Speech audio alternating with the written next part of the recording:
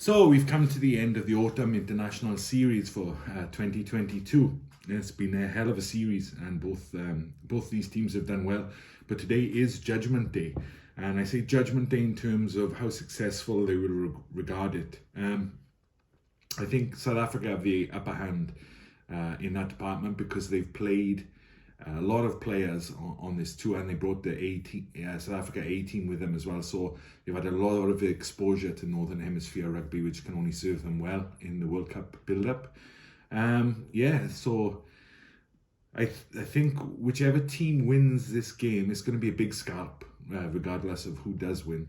But they're going to take a lot of positives from a win this weekend. So let's get into the teams. We'll start with South Africa because, as always, they've named their team early. They've brought in a few new players because quite a few, I think it was 6, had to go back for their club duties, players who are playing in France and the UK. But the starting team anyway, is made up of first-team players, basically. You got Etzebeth Mapimpi covering Colby, not a bad replacement there. You got Jesse Creel in the centre, and then Evan Roos, the number 8. So all very, very good players, a lot of experience there as well. So it shouldn't make too much of a difference. We got Willie LaRue starting at 15 again. Great to see that. He's going to be really fired up for this game against England. Willemse and Faf starting, and halfback duo again. Let's see how it goes. Willemse still has something to prove, I think, but I think he's made progress, and exposure to that high-intensity test match rugby can only serve him well. On the England side, the England team hasn't been announced yet, but I can't imagine that Eddie Jones is going to make too many changes. The England pack went pretty well last week, considering the game that they played. I think they did what they were expected of them.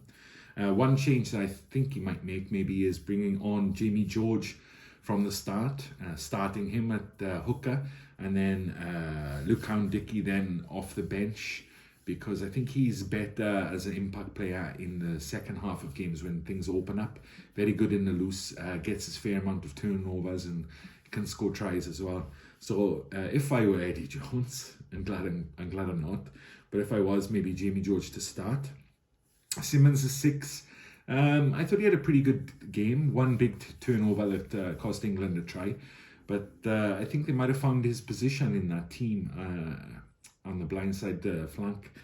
Billy Vinapola then as well. Didn't have the greatest of games. Did all right in the end, but all of the England players did in the last 10-15 minutes. But it might tinker a little bit with the back row. Not sure who he'll bring in. One thing I would say is Ribbons did really well. He's a second row by trade, but he did really well when he came on, and I would like to see him.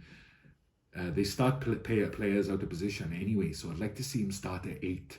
He's like 6'7", but very athletic, so it could be perfect for England, getting him into play at 8, and great in the lineup, another lineout option. And you can get around the park, definitely, and it would remind me of a Gary Teichmann, like number 8 from back in the day. Teichmann was 6'5", so the stature is pretty similar, but I'd love to see Ribbons get a go at 8. That would be amazing, but I think that's kind of pie in the sky. But we'll see, you never know with Eddie Jones. Freddie Stewart on fire at fullback. He's going to start. And the back 3, the youngling on the wing, and Noel. The youngling is Johnny May, in case you didn't know. But Johnny May and Noel started last week. They both looked rusty, but I think Johnny May definitely had a bigger impact. Defensively, he's still a bit shaky, but he always has been. But I think he'll keep his position just for the attacking threat that he poses in broken play and fielding kicks. Noel was very quiet, and they might make a change on the wing. So largely unchanged both teams, and it's going to be interesting in terms of results to see whether South Africa can continue this style of play that they seem to have been developing over the autumn internationals.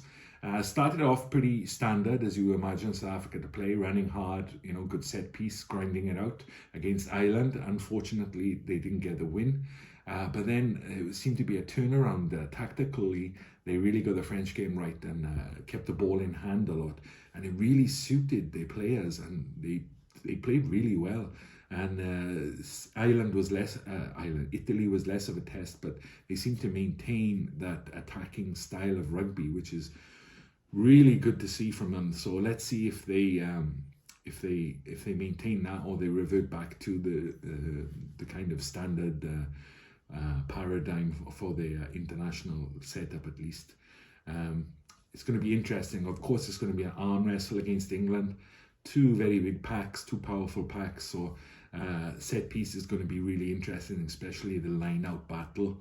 They're both very good teams in the line-out, so it's going to be interesting to see who can get a couple of turnovers there. So I think it's all to play for. Home advantage between these two nations has always been a big deal. South Africa have a lot more wins at home, and England have evened it up at 11 apiece at home.